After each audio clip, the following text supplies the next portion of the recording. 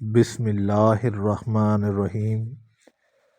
حضرت علامہ شیخ محمد البانی رحمۃ اللہ علیہ بیان کرتے ہیں کہ میں مکہ معظمہ میں مجاور تھا۔ ایک دن ایسا آیا کہ کھانے کے لیے کچھ نہ ملا اور میں بھوک سے نڈھال ہو گیا۔ اسی حالت میں باہر نکلا تو راستے میں ایک تھیلی پڑی دیکھی۔ جب اٹھا کر دیکھا تو ریشمی تھیلی تھی اور ریشم کی ڈوری سے بندھی ہوئی تھی۔ جب میں نے اسے قیام گاہ پر لا کر کھولا تو دیکھا اس میں نہایت قیمتی موتیوں کا ایک ہار موجود ہے، اور جب بازار میں نکلا تو دیکھا ایک شخص رومال ہاتھ میں لیے پکار رہا ہے کہ میری تھیلی جس میں موتیوں کا ہار تھا گم ہو گئی ہے۔ جو صاحب اس کا پتہ دے گا ان کو شکریہ کے طور پر 500 دینار انعام دوں گا۔ اور جو اس رومال میں بندے تھے، پھر آپ فرماتے ہیں کہ میں اس شخص کو اپنے گھر لے آیا اور تھیلی نکال کر اس کے حوالے کی۔ وہ شخص بڑا ممنون ہوا اور حسب وعدہ 500 دینار پیش کیے، لیکن میں نے اسے معذرت کی اور کہا کہ میں نے یہ کام صرف رضائے الہی کی خاطر کیا ہے، اجرت کے لے کر میں اپنا اجر ضائع نہیں کرنا چاہتا۔ تاہم اس شخص نے ان کو قبول کرنے پر بہت زور دیا، لیکن میں برابر انکار کرتا رہا، یہاں تک کہ وہ تنگ آ کر چلا گیا۔ اس واقعے کے کچھ عرصے بعد میں نے مکہ معظمہ سے رخت سفر باندھا اور ایک سمندری جہاز پر سوار ہو گیا۔ بدقسمتی سے راستے میں طوفان آ گیا اور جہاز ایک چٹان سے ٹکرا کر پاش پاش ہو گیا۔ میرے سوا سب مسافر ڈوب گئے۔ میرے بچنے کی یہ صورت ہوئی کہ تختہ میرے ہاتھ آ گیا اور میں اس پر بیٹھ گیا۔ بہتا بہتا ایک جزیرے کے ساحل تک پہنچ گیا۔ اس نے اتفاق یہ ہوا کہ اس جزیرے کے باشندے مسلمان تھے۔ میں وہاں کی مسجد میں ٹھہر گیا۔ لوگوں نے مجھ سے حال دریافت کیا تو میں نے ان کو سارا واقعہ بیان کر دیا۔ لوگ یہ سن کر بہت متاثر ہوئے اور میرے ساتھ نہایت اچھا سلوک کیا۔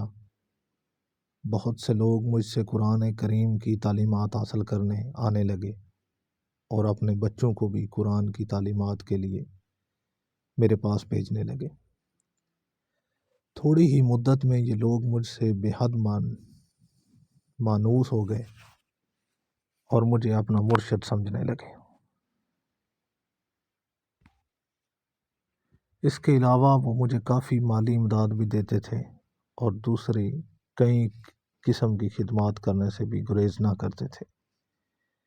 ایک دن انہوں نے آپس میں کچھ مشورہ کیا اور پھر میرے پاس آ کر کہا، ہماری رائے یہ ہے کہ آپ شادی کر لیں اور یہاں مستقل اقامت اختیار کر لیں۔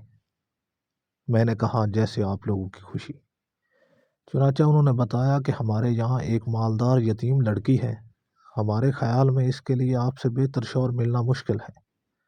اگر آپ رضامند ہوں تو اس سے آپ کا نکاح کر دیں۔ میں نے رضامندی کا اظہار کیا اور میرا اس لڑکی سے نکاح ہو گیا۔ جب میں نے خلوت میں اپنی بیوی کو دیکھا تو یہ دیکھ کر حیران رہ گیا کہ وہی تھیلی والا ہار اس کے گلے میں پڑا ہوا ہے۔ دریافت کرنے پر معلوم ہوا کہ یہ لڑکی اس حاجی کی بیٹی تھی جسے میں نے محض اللہ کے لیے ہار واپس کر دیا تھا۔ لوگوں نے مجھے بتایا کہ جب اس لڑکی کا باپ حج سے یہاں واپس آیا تھا تو اپنے قیمتی ہار کے گم ہونے اور پھر اس کے مل جانے کا واقعہ اکثر بیان کیا کرتا تھا۔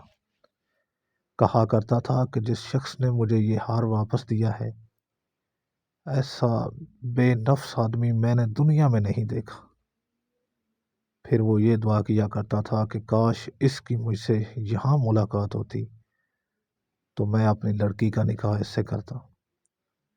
پھر آپ فرماتے ہیں کہ اللہ تعالیٰ نے اس محروم حاجی کی دعا کو شرف قبولیت بخشا اور لڑکی کا میرے ساتھ نکاح ہو گیا، اور اللہ پاک نے اس بیوی سے مجھے اولاد بھی نوازی۔ سبق: اس واقعہ سے ہمیں یہ سبق ملتا ہے کہ سچ ہے، نیکی کا بدلہ ہمیشہ اچھائی سے ہی ملتا ہے اور برائی کا بدلہ ہمیشہ برائی سے ہی ملتا ہے، جیسا کہ اس واقعے میں دیانت کا بدلہ کیسا عظیم ملا۔ اللہ تعالیٰ نے دنیا میں ہی دکھا دیا کہ جو امانت دار ہوگا اللہ تعالیٰ غیب سے اس کی مدد فرمائے گا۔ اللہ تعالیٰ ہمیں اس واقعے سے سبق حاصل کرنے کی توفیق عطا فرمائے۔ آمین۔